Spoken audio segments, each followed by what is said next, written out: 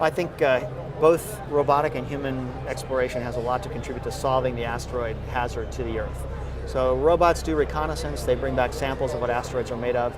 If NASA can capture an asteroid and give access to astronauts in the next 10 years, as they've proposed, then we'll get a lot of important civil engineering information from the astronaut explorations of that object, particularly about the internal structure of the body and how one is put together.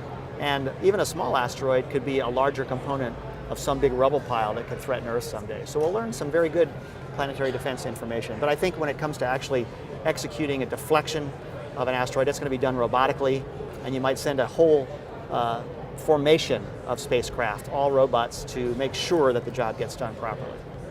What are some of the strategies for harmless deflection?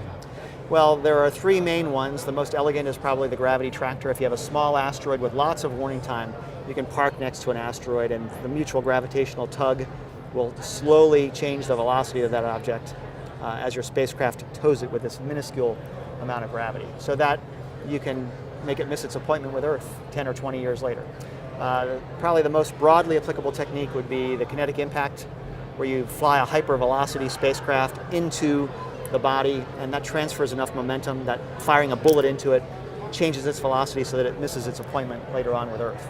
And if you have little warning time and a very large object, you might have to resort to a nuclear explosive, but we already know that that's only 1 or 2% of the possible impact cases we might see in the next 1,000 years. So it's not likely we'd have to use that.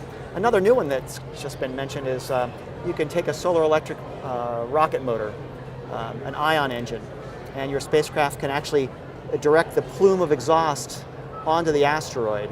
And by maintaining formation with the asteroid and pluming it, that's actually more powerful than the gravity tractor might be.